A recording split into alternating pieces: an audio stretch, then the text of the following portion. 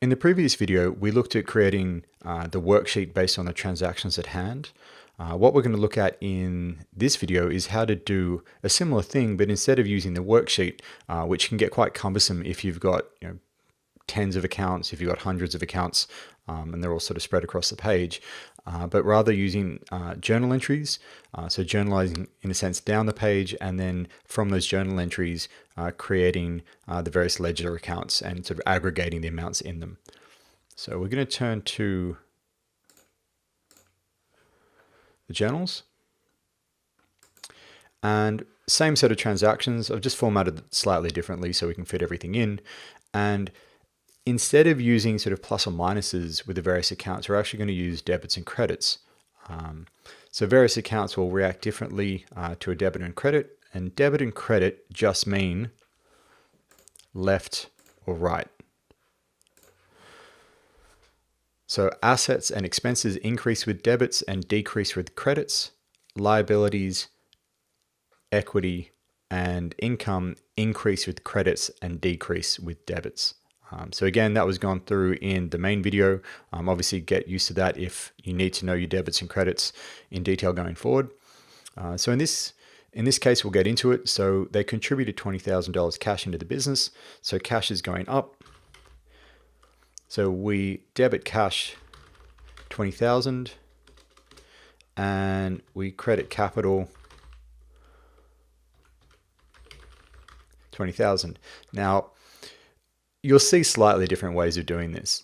You'll see them with indents. You'll see them with a debit cash credit capital. So something like this. They all mean much the same thing. So I'm going to keep it consistent with how the text actually does it, which is with no indent. But importantly, when it comes to the debits and credits, these two are in very separate columns. So the accounts can run under each other, but you keep the debit column and the credit column very much separate.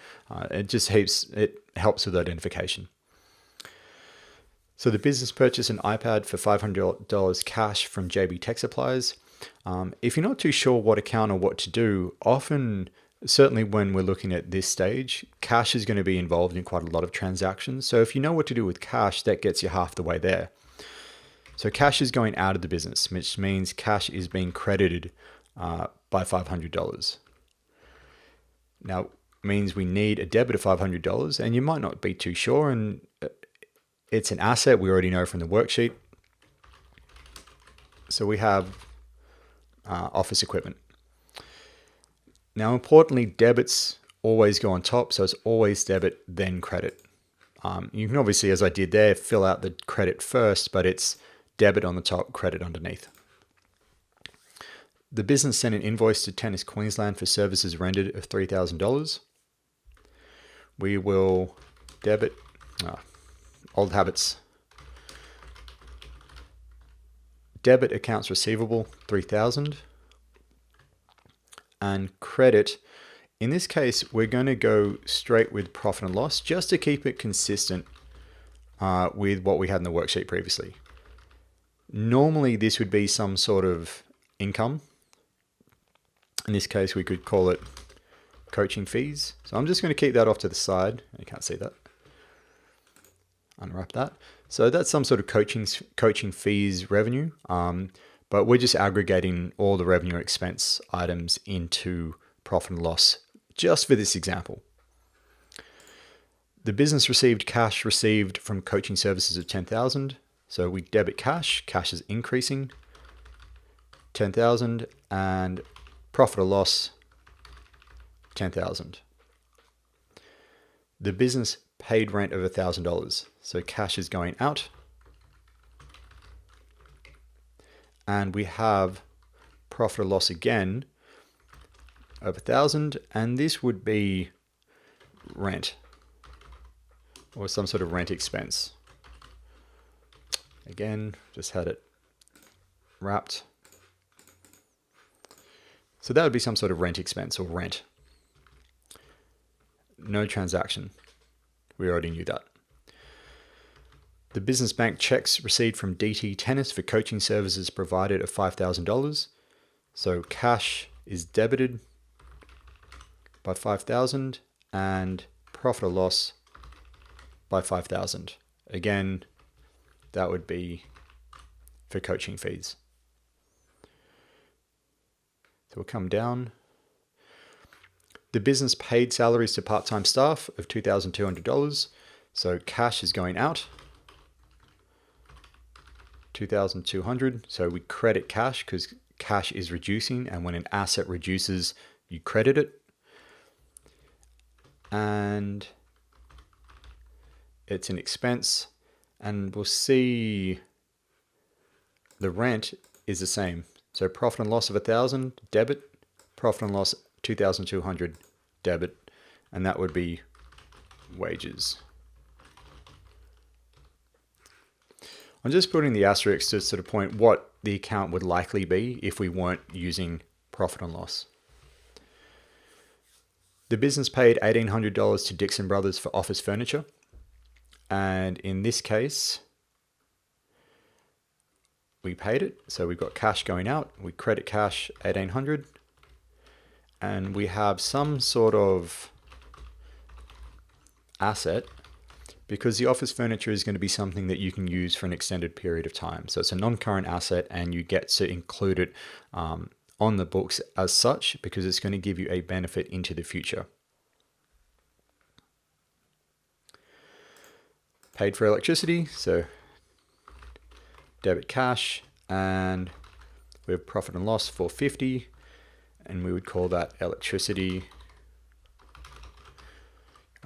Electricity expense, utilities expense, something which gives it the flavor that, of what it is.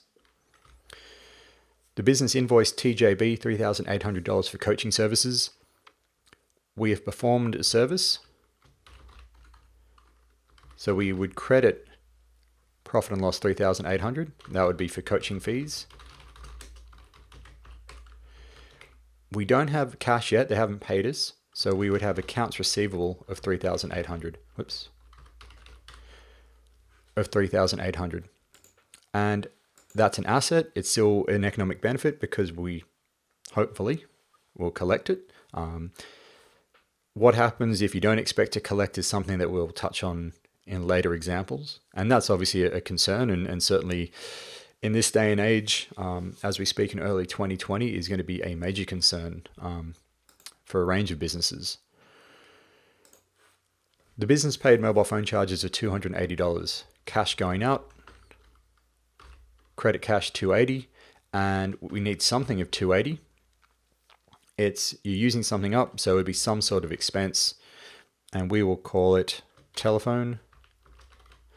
Keep it consistent with the text. It's a little bit old school, but phone and internet. How many people use their phones as opposed to some sort of little mobile computer? I don't know. The business paid $2,000 to Russell Solutions for website development. Credit cash, $2,000. And we have, as we talked about in the previous video, an expense of $2,000. And we'll call it website or website development. We already know from the worksheet that this is purely a personal transaction, so we don't have to worry about it. The business bought an office desk on credit from Offices R Us for $1,400. We have office furniture now, and it's worth $1,400. And we didn't pay cash for it. We actually didn't pay for it at all. So we have an accounts payable of $1,400 because we owe Offices R Us $1,400 for that furniture. The business banked $500 for coaching services. So we got cash of 500. Whoops, that doesn't look like 500. And profit and loss, if I can spell it, 500. That would be coaching. Second last one, nearly there. The business bought a new computer server for $6,000 from JB Tech Supplies. We've got cash going out of $6,000. And we have office equipment of $6,000. And I'll just focus on this one. I could have picked up on a number of different ones previously, but this is an asset and this is an asset.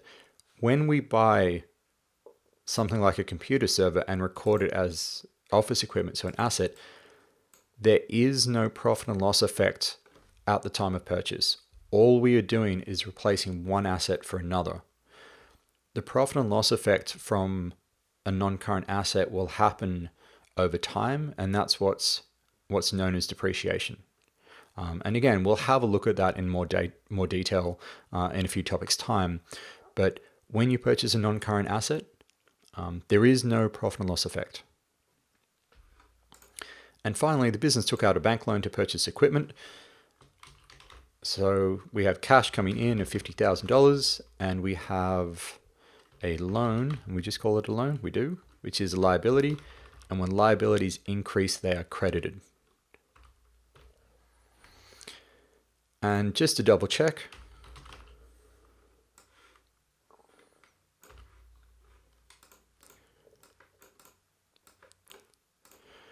all the debits equal all the credits. And that is taking that same set of transactions and creating the journal entries for them. In the next video, we will take the set of journal entries and we will post them to the ledger accounts.